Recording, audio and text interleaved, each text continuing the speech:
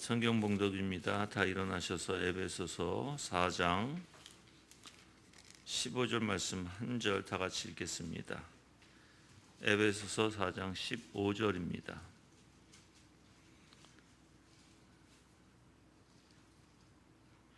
읽겠습니다. 오히려 사랑 안에서 진리를 말함으로 모든 일에 그분에게까지 자라나야 한다. 그분은 머리시니 곧 그리스도이시다. 아멘. 앉아주시길 바랍니다.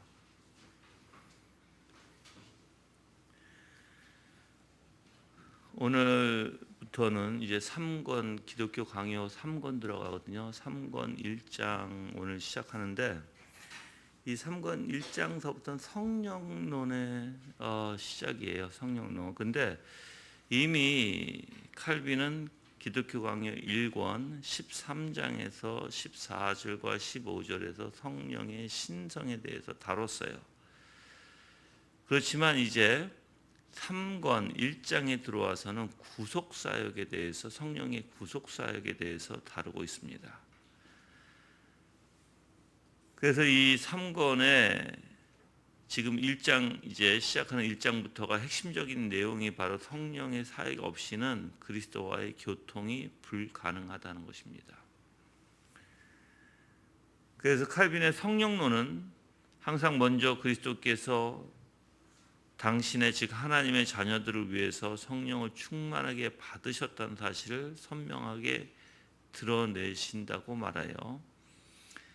근데 이 아버지께서는 바로 이 성령을 통해서 그러니까 이제 중보자를 통해서 성령을 만민에게 부어 주시기를 기뻐하시는 것이에요. 이제 이 내용도 제가 자세히 다뤄드릴 텐데, 즉 하나님께서는 성령을 누구에게 주시길 기뻐요? 하나님의 선택한 백성들에게.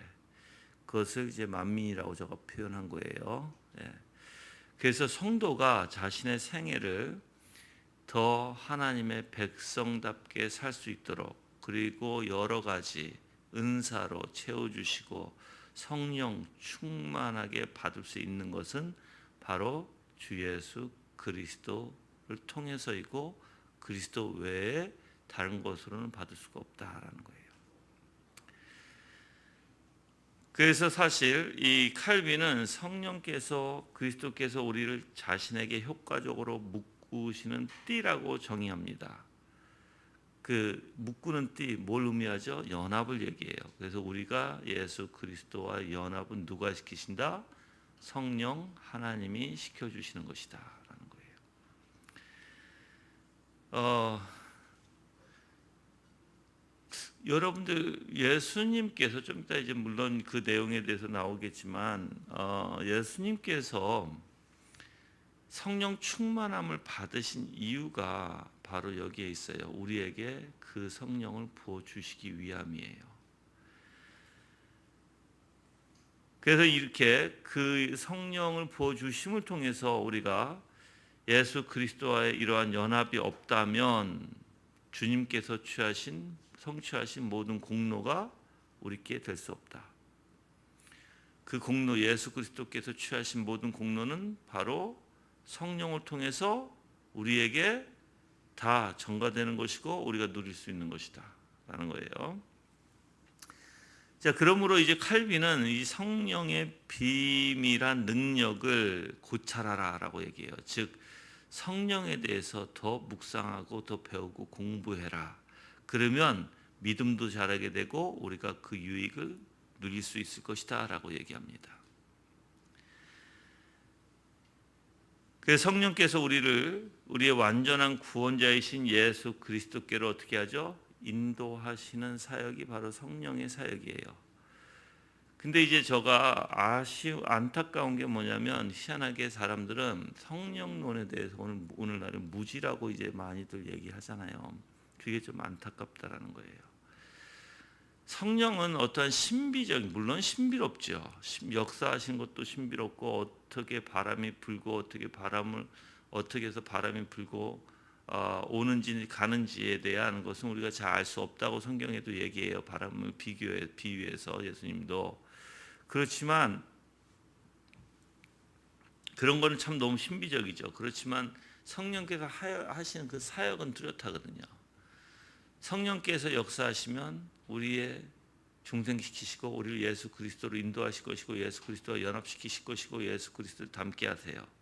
그게 성령께서 하시는 사역이에요. 그래서 성령의 사역을 우리가 몰라서는 안 된다는 것이죠. 그렇죠? 그래서 이제 1절에 들어가면 3권 1장 1절에 들어가면 우리를 그리스도와 연합시켜 주는 띠로서의 성령에 대해서 말합니다. 그 칼빈은 성부께서 그리스도 자신의 사적인 용도를 위해서가 아니라 가난하고 곤궁한 사람들을 부유하게 하기 위하여 독생자에게 주신 그 은총들을 우리는 어떻게 받는가 하는 문제다라고 제시합니다. 즉 성부께서는 자신의 사적인 용도를 위해서가 아니라 누구를 위해서요? 가난하고 궁핍한 사람들. 그래서 독생자 주 예수 그리스도에게 그 은총을 우리에게 부어주시기를 기뻐하시는데 그럼 어떻게 우리가 그 은총을 받을 수 있는가라는 내용이에요. 그래서 우선은 이제 우리는 그리스도께서 우리의 밖에 머물고 계시죠. 그렇죠? 자, 우리가 예수 그리스도와 연합되지 않고 분리되어 있는 한 우리는 절대로 은혜를 받을 수가 없어요. 그리고 예수 그리스도께서 이루신 모든 것이 우리에게는 무가치하고 무의미해요. 우리가 만약에 분리되어 있다면 그리스도와. 그런데 그리스도를 이제 우리 안으로 그래서 그리스도와 연합시켜서 성령께서 우리를 그리스도와 연합시켜 주신다면 이제 우리는 예수님과 같이 모든 것을 누릴 수 있고 나눌 수 있고 예수 그리스도의 그 공로가 우리 것이 되는 것이에요. 그래서 아버지께서 그걸 기뻐하셨고 아버지께서 바로 예수 그리스도를 통해서 우리를 연합시켜서 함께 누리기를 원하셨고 우리의 즉 이 그리스도 자체가 어떻게 보면 우리의 소유가 되게 하셔서 우리 속에 거하게 하셨다는 것이에요. 그게 하나님의 뜻이었고 예수 그리스도는 그걸 기꺼이 감사함으로 십자가에 대해서 이루시고 지금 성령을 통해서 그렇게 역사하고 계시다는 거예요. 그래서 이런 이유로 그리스도는 우리의 머리라고 표현한다는 거예요. 오늘 4장 15절에 보면 오히려 사랑 안에서 진리를 말함으로 모든 일에 그분에게까지 자라나야 한다. 그분은 머리신이 곧 그리스도이시다라고 얘기하죠. 자, 연합 그리고 우리가 그분의 소유 또는 그분이 우리 안에 들어있는 이 모든 우리 안에 거하시는 모든 이 원리가 바로 그리스도는 우리의 머리다라고도 표현하고요. 많은 형제 중에 맏아들이라고도 표현한다는 것이에요. 또한 접붙임을 받으며라고도 표현하고요.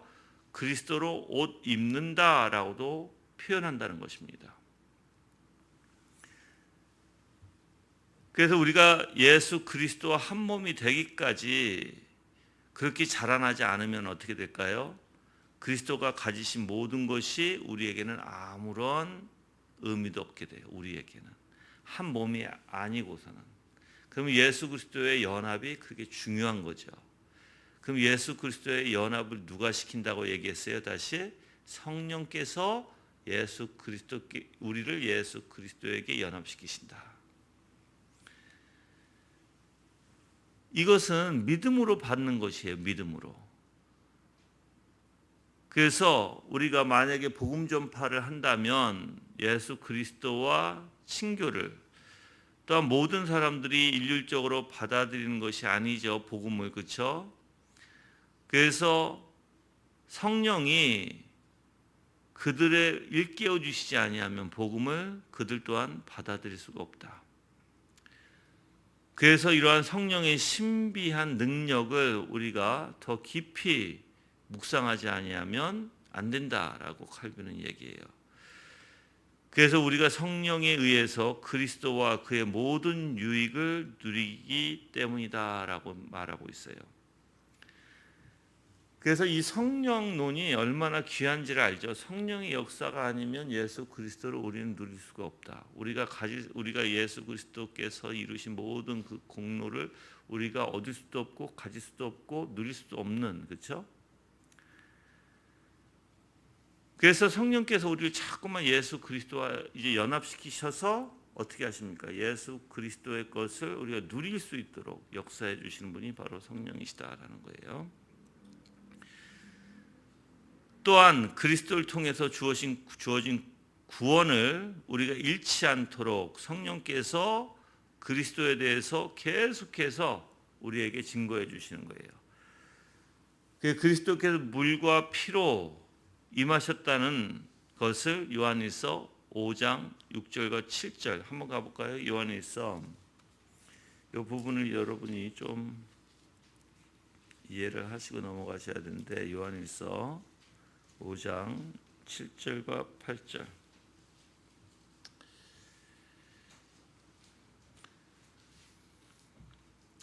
먼저 6절서부터 읽을게요. 6절과 7절부터 읽을게요. 그분은 물과 피로 오신 예수 그리스도시다. 그분은 물로만 아니라 물과 피로 오셨다. 증언하는 분은 성령이시니 성령께서는 진리시기 때문이다. 증언하시는 분은 셋이며 곧 성령과 물과 피이며 이 셋은 하나로 일치한다 이렇게 돼 있죠. 그래서 하나로 일치한다라는 것이 여러분들이 이제 좀 이따 또 말씀드리겠지만 여기서는 성령께서 이 물과 피를 증거하신다. 그래서 증언하신 분은 성령, 물, 피 이 셋은 하나로 일치한다라고 하신 이유가 물도 뭐예요? 씻는 역할을 해요. 피도 씻는 표현을 쓰죠. 우리의 죄를, 그렇죠? 죄를 씻기시는 보혈의 피 이렇게 얘기하죠. 근데 성령도 씻는 역할을 하는 거예요. 그래서 이 세, 그러니까는 이제 그러니까 물, 피, 성령 이렇게 세 증거자 이렇게 표현하거든요. 이게 다 우리를 씻어 주신다는 표현의 원리예요. 그래서 이 증거, 즉 성령의 증거는요, 우리 마음에 어떻게 보면 인쳐서 새겨진 것을 느끼는 증거로 또는 그 결과는 그리스도의 깨끗게 하심의 희생을 인친다 이렇게 칼빈은 얘기해요. 즉 우리 마음에 뭐예요? 인처럼 새겨진 것을 느끼는 증거. 즉 우리 마음에 인을 쳐주시고 또한 그 결과로 우리는 예수 그리스도의 그 깨끗하심과 희생으로 인친다라는 거예요. 그러니까 결국은 무슨 뜻이냐면 우리 마음을 깨끗이 씻어주신다라는 뜻이에요. 이게 그거를 인치셨다라는 뜻이에요.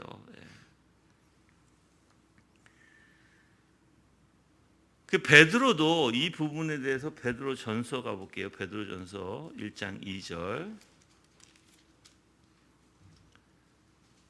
베드로전서 1장 2절에 보시면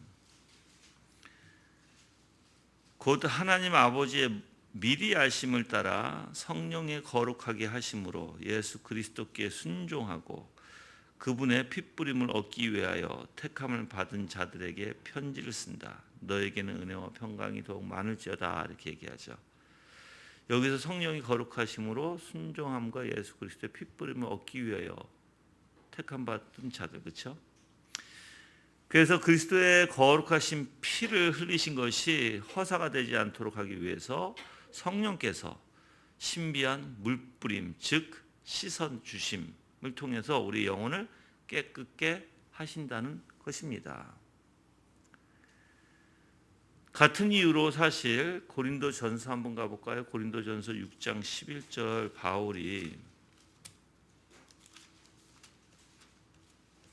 고린도전서 6장 11절 말씀에 너희 가운데 이 같은 자들로 더러 있었으나 너희는 주 예수 그리스도의 이름과 우리 하나님의 성령으로 씻음을 받았고 거룩하게 되었으며 의롭다 하심을 얻었다라고 얘기하죠. 여기서도 분명히 성령께서 뭐 하십니까? 씻기는 일을 하신다는 거예요. 그래서 우리를 예수 그리스도와 연합시켜서 효과적으로 같이 연합시키는 그 원리가, 그러니까 연합시키셨어요. 우리를 어떻게 하세요? 씻기시는 역사를 하신다는 거예요. 예. 그리고 이제 2절에 들어가서 그리스도께서는 성령을 어떻게 또 왜 받으셨는가, 즉 성령 충만함을 얘기하는 거예요. 예수 그리스도의 성령 충만함. 왜 예수 그리스도님께 성령 충만함을 받으셔야 했는가라는 의미를 지금 묻고 있는 거예요. 자, 그리스도께서 특별한 목적으로 성령을 받으셨는데 우리는 그것을 알아야 된다는 거죠. 그것은 우리를 세상에서 분리시키고 불러 모아서 영원한 기업을 소망하는 무리로 만드시려는 것이었다라는 거예요. 우리를 분리시키고 불러 모아서 영원한 기업을 소망하는 무리로. 그래서 우리가 이 영원한 하나님의 그 기업을 우리는 소망하는 자들이 돼야 된다는 거예요. 그럼 여기서부터 제가 누누이 얘기했듯이 이 땅에서부터 우리가 그 기업에 대해서 알지 못하면, 느끼지를 못하고 우리가 그것을 정말 은혜로 받지 못하면 어떻게 이것을 소망할 수 있을까요? 소망 못하죠. 그래서 성령이 하시는 일이 그거예요. 성령이 하시는 일이 이 땅에서부터 그 예수 그리스도께서 이루신 모든 그 기업을 우리가 누릴 수 있도록 하시는 일을 하시는 거예요. 근데 우리는 이 땅에서 그걸 온전히 누리지는 못해요. 그렇죠? 그러니까 이 땅에서 계속해서 성령께서 아버지의 뜻 가운데 아버지가 원하시는 만큼만 우리에게 누리게 해주시는 거예요. 뭐 이걸 말로 표현하면 여러분의 믿음의 분량만큼. 근데 믿음이 있는 자는 이걸 다 누릴 수 있어요. 분량의 차이겠지만. 근데 이거를 누리는 사람, 이거를 깨닫는 사람은 뭘 가질 수 있다고요?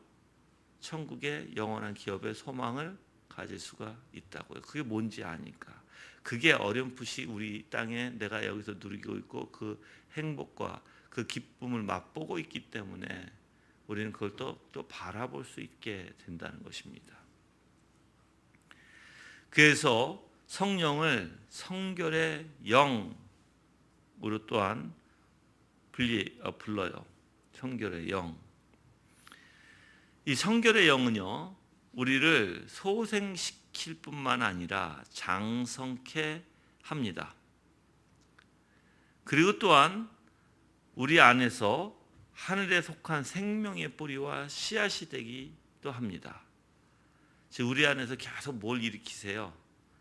성숙하게 신앙의 원리에서 성장하도록 하시지만 뿐만 아니라 하늘에 속한 생명의 뿌리와 씨앗, 즉 하나님의 나라의 것들로 더욱더 채우시고 자라게 하시고 내 생각과 마음이 온통 하나님의 나라의 것으로 깨닫게 하시고 인도하시는 분이 바로 성령이시다라는 거예요. 그래서 구약에서는 이렇게 하나님의 나라에 대해서 구약에서 선지자들이 계속 말하고 있고요. 그 원리는 당연히 어떻게 보면 성령을 통해서 받을 수 있음을 말하고 있어요. 그래서 요엘서에 우리가 요엘서 2장 28절에 보시면 그 후에 내가 내 신을 만민에게 부어주리니라고 얘기하거든요. 그럼 구약에서도 이 하나님의 나라의 것들을 깨닫고 누릴 수 있고 우리가 그것을 성장케 하시는, 그리고 우리를 소생시키시는 분이 누구라고 표현한다고요? 바로 성령이시다라고 표현하고 있다고요. 그래서 선지자들이 바로 이러한 성령께서 나타나실 때에 이제 구약에서는 이방인들은 이걸 들어보지도 못했죠. 알지도 못했죠. 그렇죠? 근데 희한하게 예언들이 어때요? 어떻게 돼요? 그러한 성령이 임하게 되면 이제 그들이 다 하나님의 자녀가 될 것임을 분명히 표현하고 있다는 거예요. 그래서 하나님 아버지께서는 그의 아들을 생각해서 우리에게 성령을 주시지만 아들에게 성령을 한량없이 주어주심으로써 바로 아들을 그의 너그러우심을 대행하는 봉사자와 청지기로 삼으셨다라는 것이에요. 즉 예수 그리스도에게 성령을 부어주신 것은 아들을 생각해서지만 아들에게 성령을 한없이 부어주심으로써 어떻게 하신다? 너그러우심을 대행해서 봉사자와 청지기로 세우셨다. 그러면 성령 충만함을 받으면 뭐가 되는 거예요? 더욱더 봉사자, 더욱더 청지기의 삶을 살 수 있는 게 성령 충만함을 받은 자가 할 수 있다는 것이죠. 그래서 이러한 이유로 성령이 때로는 아버지의 영, 때로는 아들의 영으로 불리게 되는데, 그래서 바울이 로마서 8장 9절에 가볼게요. 로마서 8장 9절 말씀을 보면, 그러나 하나님의 영이 너희 안에 계시면 너희는 육체 안에 있지 않고 성령 안에 있다. 누구든지 그리스도의 영이 없으면 그리스도의 사람이 아니다 라고 표현하죠. 또한 11절에 볼게요. 8장 11절, 예수님을 죽은 자 가운데서 살리신 분의 영이 너희 안에 계시면 그리스도 예수님을 죽은 자 가운데서 살리신 분께서 너희 안에 계시는 그분의 영으로 말미암아 너희의 죽을 몸도 살리실 것이다 그랬어요. 이게 연합의 원리거든요. 그런데 희한하게 아버지로부터 오는 그러한 은사를 통해서 우리가 아버지께 찬양을 드려야 되는 게 마땅하죠. 뿐만 아니라 예수 그리스도, 즉 예수 그리스도가 성령을 아까 왜 받았다고 했어요? 그 백성들에게 나눠 주시기 위해서, 풍성하게 나눠 주시기 위해서 성령을 받으세요. 그래서 이렇게 표현해요. 칼빈은 자신에게 쌓아 두셨다라고 표현해요. 그 성령의 그 충만함을 자신에게 쌓아 두었다. 그래서 누구에게 나눠 주신다? 백성에게 나눠 주신다. 그러면 당연히 그 권세를 누구에게 돌려야 될까요? 바로 그리스도에게 돌려야 되겠죠. 아버지에게도 그 찬양을 돌려드려야 되겠지만 바로 그리스도에게도 그 찬양과 권세를 돌려드려야 한다는 거예요. 그래서 사람들에게 목마른 사람들은 뭐예요? 예수 그리스도에게 나오게 하시고 또한 목마름을 채워주시는 분이 바로 성령 하나님이시다라고 얘기해요. 그래서 성령께서 각 사람에게 그 분량대로, 믿음의 분량대로 하나님께서는 그들에게 부어주시는 것입니다. 그럼 내가 물어볼게요. 여러분들은 그 믿음을 더 잘하고 싶죠? 그렇죠? 믿음이 자라야 성령도 충만하게 여러분 안에 거할 수 있으니까. 그렇죠? 또한 그 은사, 자란 만큼의 은사도 또 풍성할 거예요. 그럼 여러분들이 가장 기본이 기도와 말씀 묵상과 또한 성례예요. 여러분이 할 수 있는. 그러면 우리가 은혜의 수단을 가지고 부지런히 말씀 묵상도 해야 되고 기도도 해야 되고 성례에 참여도 해야 돼요, 여러분들. 그렇지 않으면 안 되겠죠. 그러니까 알려고 해야 되고 내가 부지런히 하나님 앞에 내 마음을 토로하면서 하나님 앞에 기도도 해야 되고 성례도 내가 자꾸만 참여하려고 하고 그리스도를 묵상해야 된다는 것입니다.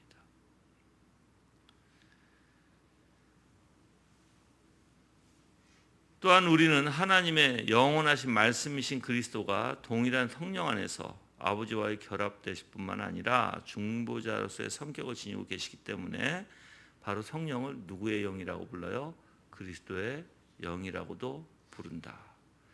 그래서 성령, 그리스도의 영이 따로 있는 게 아니에요. 아버지의 영 뭐 따로 있는 게 아니에요.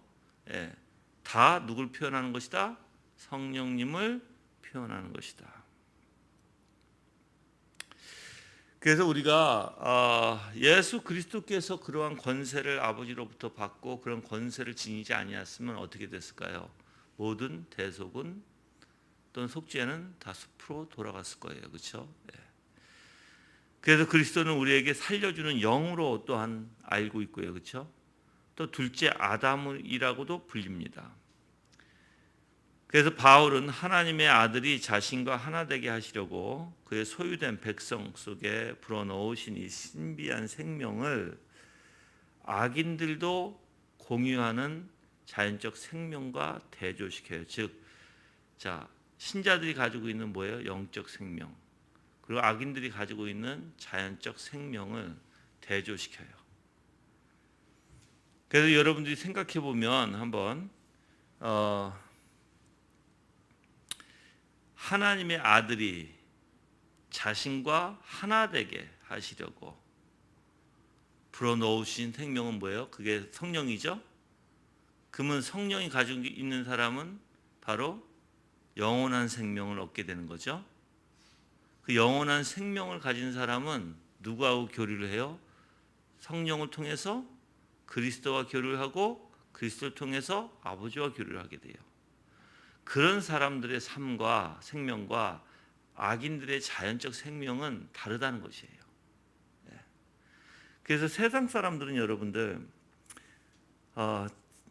저는 솔직히 이 세상 사람들의 생각과 그들의 사고, 그들이 영어로 얘기하면 behavior, 그들의 성품 등 너무 싫어요. 왜 그러냐면 그 아집 고집 그리고 자기의 유익만 따져서 온통 그거로 똘똘 뭉쳐 있고, 그 희한한 게 여러분들, 사람이 그 상처받았다고 보통 얘기를 하잖아요. 근데 내가 요즘에 자주 듣는 소리가 뭐냐면 나를 무시해라는 소리예요. 나를 무시해. 무시한 적이 없는데 표현 자체가 그래요. 날 무시해. 근데 이 단어를 많이 쓰시는 분이 누구냐면 남편이 없는 분이에요. 그러니까 남편이 없다 보니까 더 그러시는 것 같아요. 나를 무시해. 근데 거기에 사로잡혀요. 그래서 뭐든지 그 말이 나와요. 무엇을 하던 나를 무시해라는 말이 기본적으로 깔고서 얘기를 해요. 참 답답한 일이죠. 참 답답한 일. 우리는 그렇지 않은데, 그렇죠? 우리는 그렇지 않습니다. 성령께서 역사하시는 분, 성령께서 그리스도와 연합시키시고 그리스도 안에서 하나님의 은혜를 누리게 하시는 사람들은요, 생각과 마음을 하나님께서 그렇게 하시지 않아요.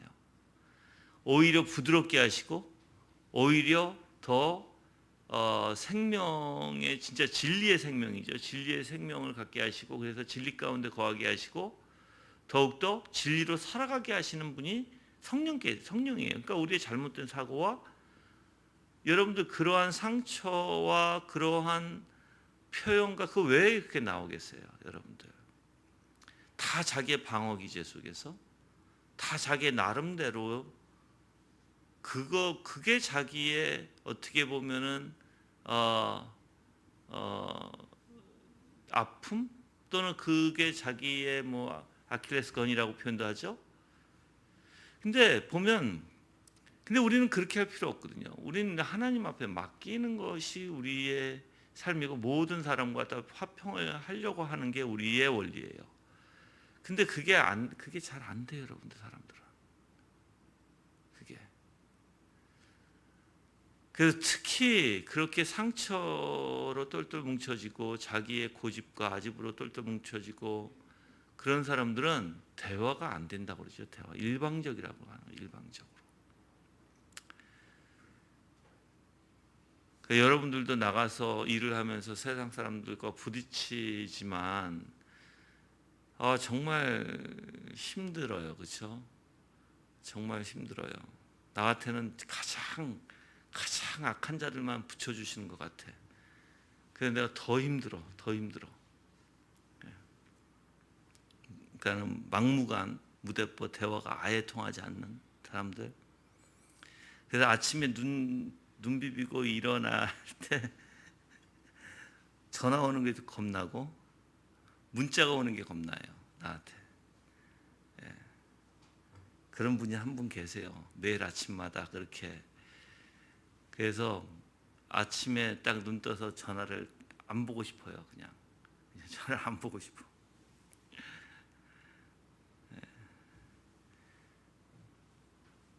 여러분들은 그런 삶을 살지 마세요. 우리는 세상 사람들하고 달라요. 정말. 그래서 이 성령께서는 신자들을 위해서 그리스도의 은혜와 하나님의 사랑을 알게 하시고요. 그렇죠?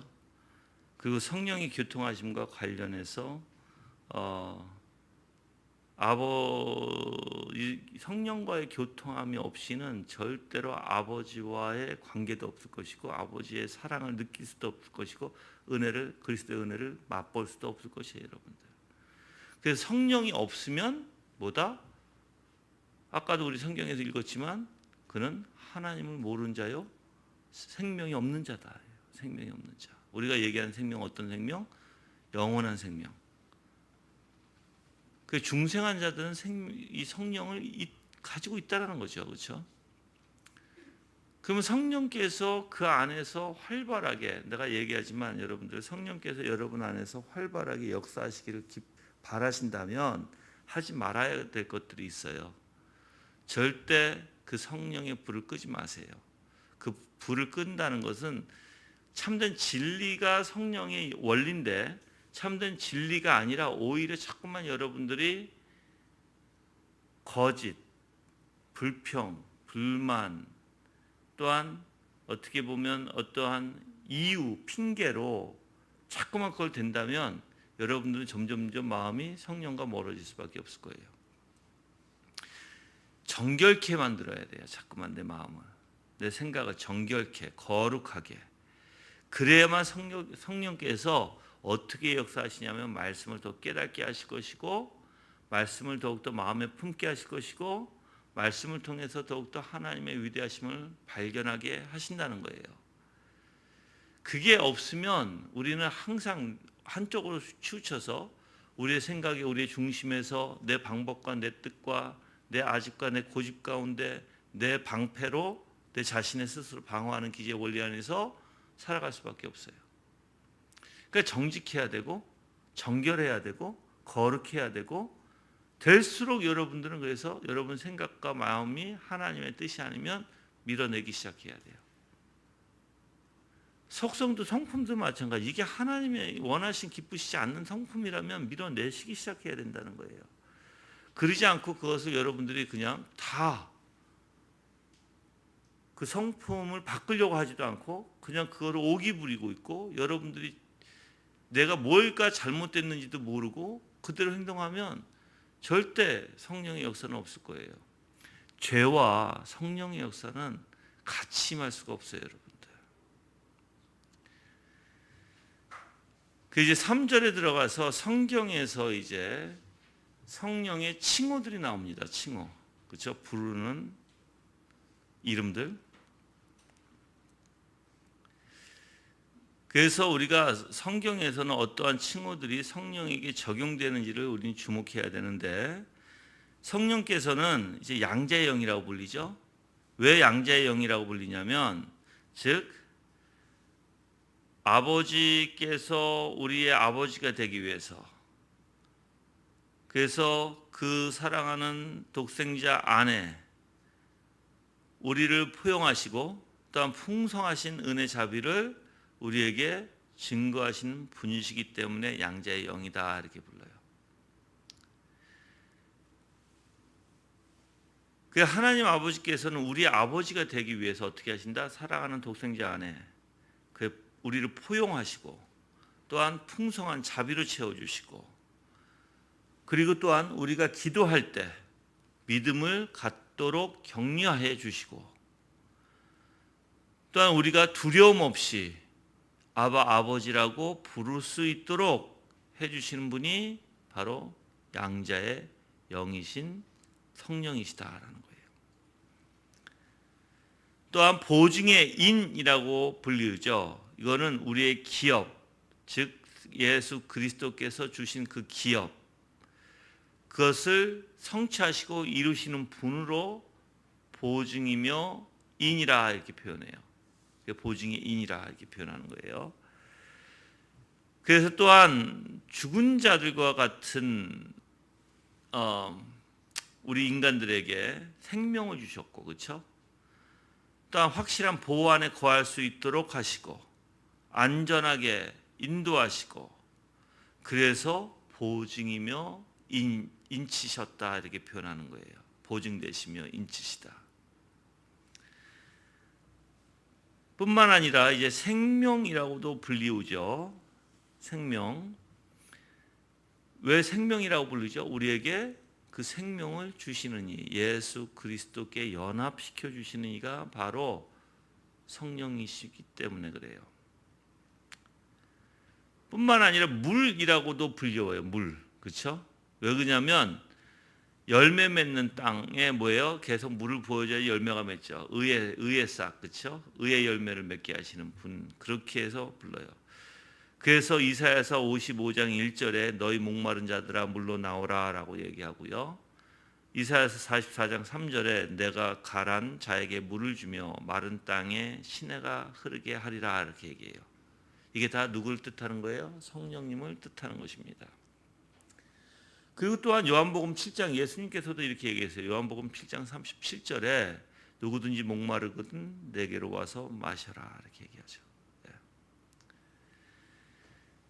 그래서 또한 물은요 어떤 역할을 해요? 정화시키는, 깨끗하게 씻기고 정화시키는 능력을 가지고 있는 게 물의 원리예요. 그래서 그렇게 불리신다는 거예요. 에스겔서에서도 한번 볼까요? 36장 가볼까요? 에스겔서 36장 25절.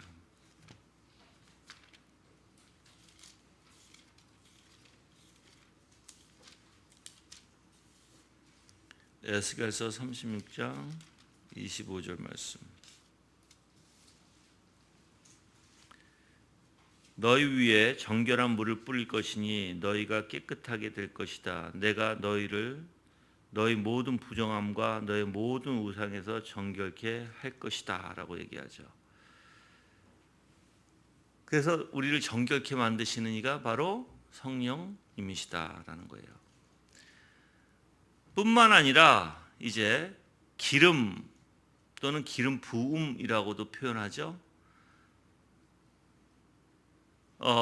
이게 은혜를 우리에게 부어주신다는 의미예요. 은혜를 우리에게 부어주시고 생기를 회복시켜 주시고 우리를 기르신다라는 의미에서 기름 부음이라고 이름하신다는 거예요. 기름.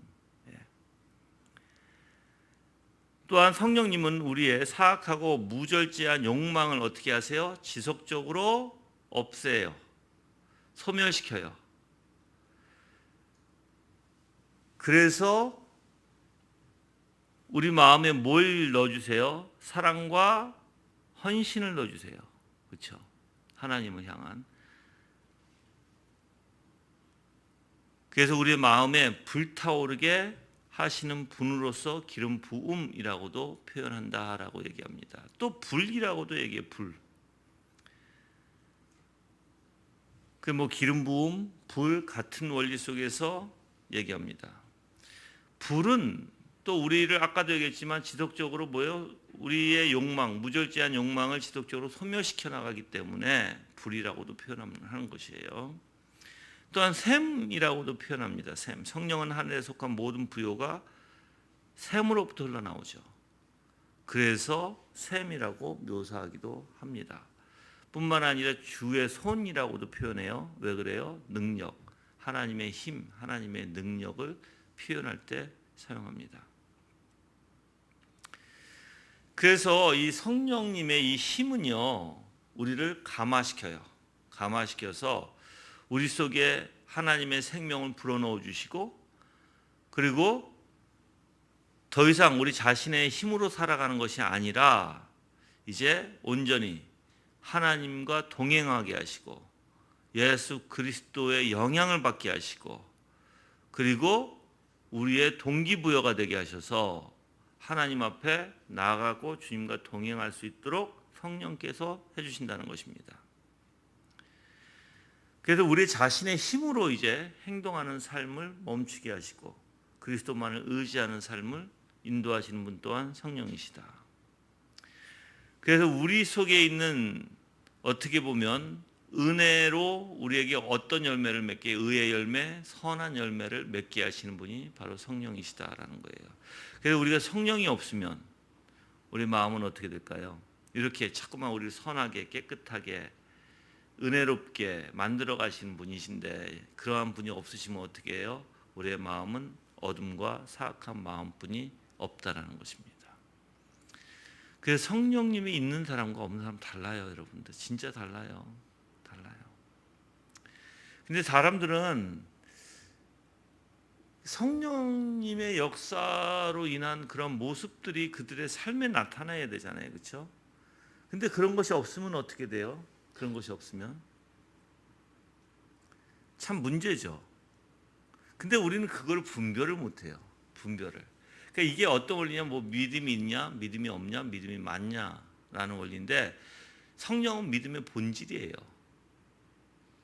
그러면 성령님을 올바로 알면 믿음을 올바로 논할 수가 있어요. 근데 성령님을 모르면 믿음이 약한지, 믿음이 없는지 이게 분별이 안 되는 거예요. 믿음의 본질을 모르니까. 그러니까 뭘 가지고 자꾸만 판단하려고 해요. 자기 자신들의 어떤 행위만 가지고 잠깐만 판단하려고 하죠. 성령께서 어떻게 인도하시는지를 모르고. 그건 잘못된 거죠, 여러분들. 내가 얘기했잖아요. 성령께서는 우리의 마음에 뭘 잠깐만 넣어주세요. 그리스도로 인도해요. 그리스도와 연합시키세요. 그래서 우리 안에 있는 더러운 것들을 정결시켜 하시고 점점 우리의 욕망을 어떻게 꺾으셔서 하나님 앞에 순종으로 나오게 하시고 우리의 마음에 열정을 갖게 하시고 주님을 바라보게 하시고 이 모든 사역들이 성령께서 하시는 거예요. 그럼 그 사람이 정말 믿음이 연약한 자일지라도 넘어졌다 어떻게 해야 돼요? 연약한 자는 넘어졌다 어떻게 해야 돼요? 또 이끌림 받고 나와야 되는 거예요. 이게 성령의 역사예요. 그대로 두지는 않아요. 근데 하지도 않고 관심도 없는데 저 사람은 믿음이 약해서 그래요? 아니요. 믿음이 약한 게 아니죠. 배우려고 하지 않는데 어떻게 믿음이 약해? 내가 얘기하잖아요. 배우려고 하지 않으면 그건 문제라는 거예요. 교회 등록 이제 이번 주일에 등록 선서하죠. 왜 뭘 등록해? 등록 선서를 왜 해요? 열심히 배우겠습니다가 핵심이거든요. 열심히 알아가겠습니다가 교회 나오면 기본적으로 그래야 되는 거예요. 기본적으로 누구든지 주님을 열심히 알아가야 되는 게 기본이에요. 근데 그걸 하다 보면 이제 우리 교회는 이제 그게 이제 조금 걸림돌이 되는 걸 제가 알아요. 어떤 사람들은요, 그게 걸림돌이 돼서 등록교인 되기 전부터 나가버려요. 저는 그런 사람들을 많이 봤어요. 무서운 거예요. 두려운 거예요. 그렇게 하지 못하니까 자기가 나는 못해. 어떻게 하나님을 열심히 알아가. 그리고 어떻게 매번 강의나 예배나 어떻게 참석해. 이거 못해. 그래서 나가는 사람들이 한두 명이 아니었어요. 여러분들 물론 그렇다고 365일 집안일 아무것도 안 하고 교회 나와 있으라는 건 아니에요. 열심히 자기 일도 하면서 집안일도 해야 되고 또 때로는 못 나올 때가 있으면 그게 마음에 나가고 싶은 마음에서 그냥 안 나오는 것과 어떤 일이 있어서 못 나오는 것과 다르죠? 지금 코로나 때문에 참 문제예요, 여러분들. 그래서 내가 여러분들에게 누누이 얘기해요. 집에 앉아서 TV 보고 낄낄대는 게 나아요. 나와서 예배드리고 나와서 하나님 말씀 듣고 배우는 게 나아요. 하나님 말씀 듣고 배우는 게 낫죠. 집안에서 그냥 앉아가지고 아무것도 안 하고 그냥 낄낄대고 그냥 먹기만 하고 앉아있고 그러면 그것보다는 그 사람들 만나가지고 낄낄대고 세상적으로 이야기하기보다는 차라리 하나님의 말씀을 들으려고 나와서 배우려고 하는 사람이 더 낫겠죠. 만약에 사람이 못 나올 수도 있죠. 그렇죠? 못 나오면 어떻게 돼요? 아, 나가야 되는데라는 마음을 가져야 되는 거예요. 아, 나가고 싶어야 되고 나가야 된다는 것을. 근데 못 하니까 할 수 없는 거예요. 그렇죠? 그건 할 수 없죠. 일이 있는데. 예. 그래서 여러분이 성령께서 어떻게 우리를 인도해 주시는지를 알면은 이제 작은 믿음과 믿음 없음과를 알게 되는 거예요. 올바로.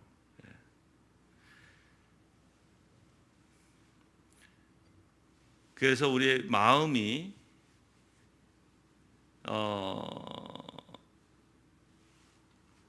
성령께서 역사해 주시지 아니하면 우리는 절대 아무것도 할 수도 없고 그리스도께서도 아무것도 안 하세요. 네.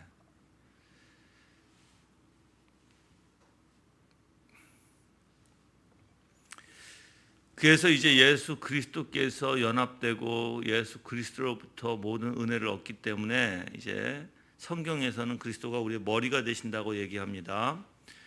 또한 형제들 가운데 맏아들이라고도 불리우고요. 그리스도의 옷 입은 사람에게만 유익을 또한 주신다는 것을 우리가 성경을 통해서 알게 됩니다.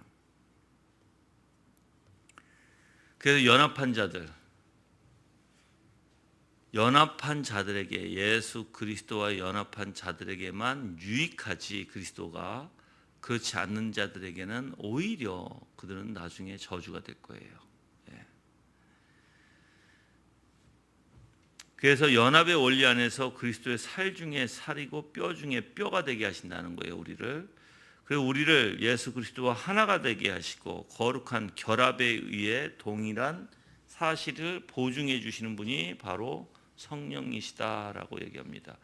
그래서 동일한 성령의 은혜와 능력에 의해 우리는 그리스도의 지체가 되고 이 점으로써 우리는 자신을 그리스도께 복종시킬 수 있고 역으로 또한 그리스도를 소유하게 된다는 것입니다. 그게 이제 3절에 나오는 내용들이에요. 예. 그리고 이제 오늘 이제 4절이 3장 1권 마지막이에요. 1장 그러니까 3권 1장에는 4절까지밖에 없어요. 그래서 이 4절에는 성령의 역사로서의 믿음에 대해서 얘기합니다. 그래서 믿음은 성령 역사 중에 가장 중요한 사역이다. 그래서 성령의 능력과 역사하심으로 표현되는 용어가 바로 믿음과 관련이 항상 있는 거예요. 능력과 역사하심은 뭐하고 관련되어 있다? 믿음과 관련되어 있다. 믿음에 의해서만 성령은 우리를 복음의 빛 가운데로 인도하십니다. 믿음에 의해서만 성령은 우리를 복음의 빛 가운데로 인도하신다. 반대로 얘기하면 성령의 역사하심은 바로 믿음이고 믿음이 있는 사람은 복음의 빛 가운데로 인도받는다. 이거예요. 그래서 그리스도를 믿는 자에게 하나님의 자녀가 되시는 권세를 주셨어요. 그렇죠? 이것은 인간의 혈과 육으로 된 게 아니에요. 하나님께로부터 난 자라고 성경에서는 말하고 있습니다. 그래서 이 요한복음 1장에서 혈과 육을 대조시키죠. 하나님과. 그래서 성령의 인도함을 받지 않는다면 우리는 불신앙 안에서 믿음조차도 우리는 가질 수가 없을 것이에요. 오직 믿음으로만 예수 그리스도를 영접하는 것이고 그 믿음 또한 선물, 하나님의 선물이라고 성경은 말하고 있습니다. 그래서 마태복음 16장 17절에 이를 내가 알게 한 이는 혈육이 아니요 하늘에 계신 내 아버지시니라 라고 얘기해요. 에베소서 가볼까요? 1장 13절.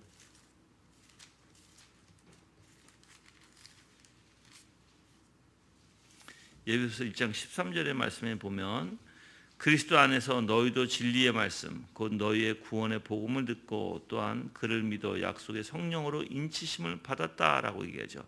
약속의 성령으로 인치심을 받았다라고 얘기해요. 동일하게. 그래서 바울은 여기서 성령을 구원의 약속이 우리의 마음속에 스며들도록 노력하는 내적 교사로 본다고 칼빈은 말해요. 그렇지 않으면 이러한 약속은 다만 허공을 치거나 우리의 귀를 스쳐 지나갈 뿐이다라고 말하고 있습니다. 그래서 성령의 약속, 그 구원의 약속이 아니면 아무것도 이루어지지가 않는다는 것이죠. 또한 데살로니가인들에게 바울이 성령의 거룩하게 하심과 진리를 믿음으로라고 표현하는데 그게 데살로니가후서 2장 13절이에요.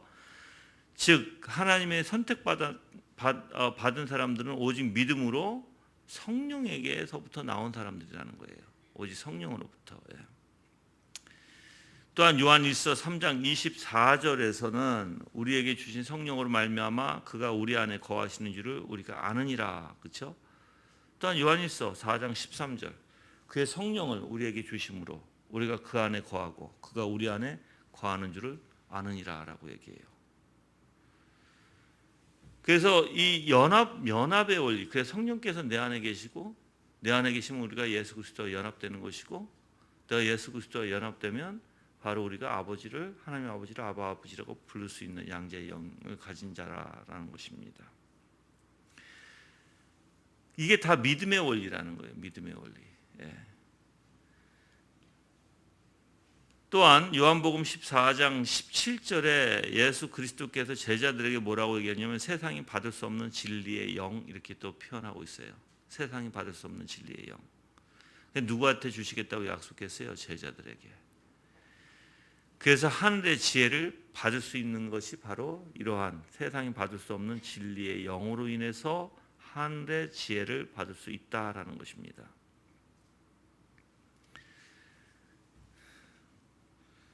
그래서 그리스도께서는 어떻게 보면 성령의 고유한 직무로서 지금 예수 그리스도께서 모든 말씀하신 것을 뭐예요? 제자들에게 기억하게 하시고 또한 그 기억을 통해서 그러니까는 예수님의 말씀을 기억하게 하시고 예수님의 말씀에 따라 순종하며 살아가게끔 그게 삶이 되도록 하시는 이가 누구다? 바로 성령이시다. 그래서 예수님께서는 그 일을 성령께 맡기셨다라는 거예요. 그래서 우리 마음에 눈을 열어주지 않고 귀를 열어주지 않으냐면 귀를 그렇죠? 우리는 아무 무의미해져요.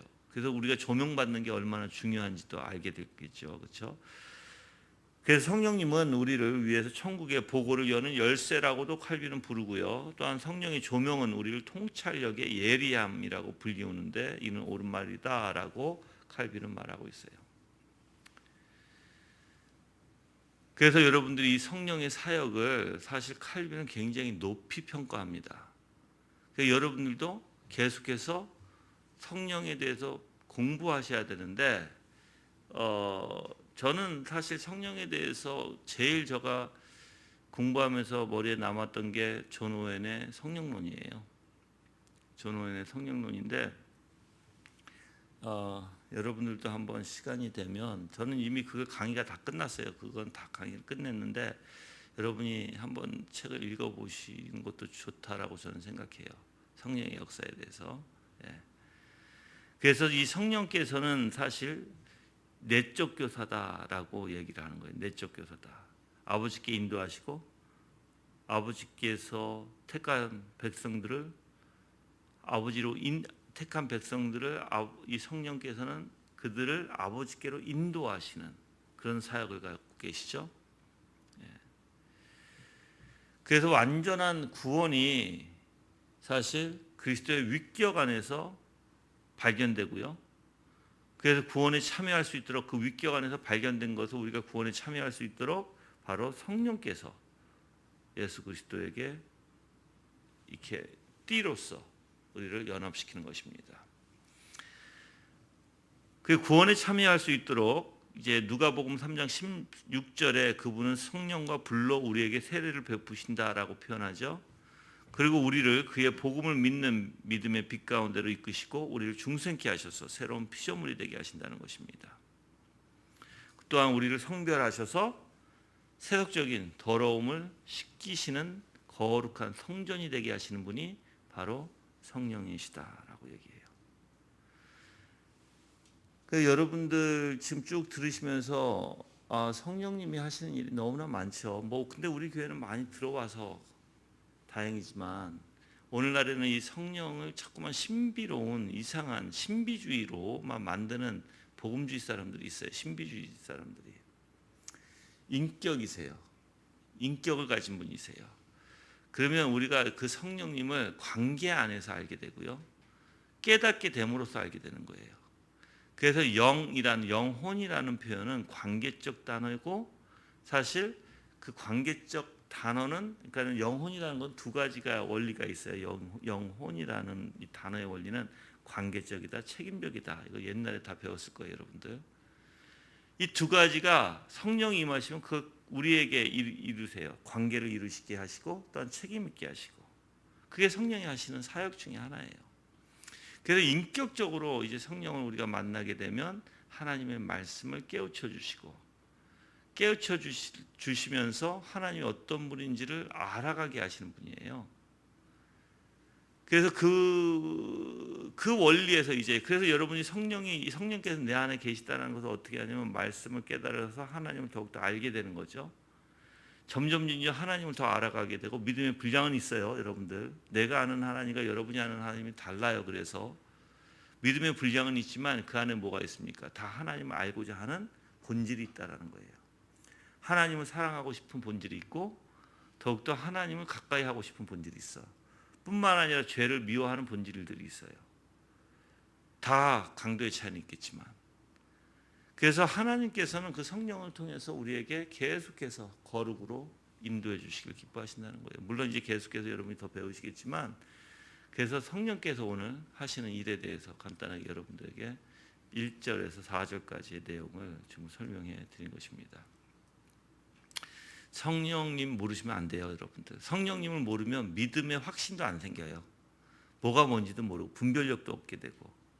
그래서 여러분들이 성령을 아시면 이제 더 배우실 텐데 아시면 아실수록 여러분이 내 삶을 어떻게 주장해 주셨는지 내 내면에서 어떻게 나를 교사로서 어떻게 여지껏 인도해 주셨는지 그걸 알게 되면 이제 확신이 더 확 생겨요. 성령께서 개입하고 계시구나. 성령께서 내 삶을 주장하고 계시구나. 성령께서 뭐든지 이루고 계시구나라는 것을 알게 되면 뭐가 더 확신이 될까요? 하나님과의 관계가 확신이 될 것이고 여러분이 좋아하는 구원의 확신이 더욱더 확신해질 것일 줄 믿습니다. 오늘 말씀을 통해서 여러분이 한번 성령님을 다시 생각해 보시길 바랍니다. 다 같이 합심으로 기도하시겠습니다.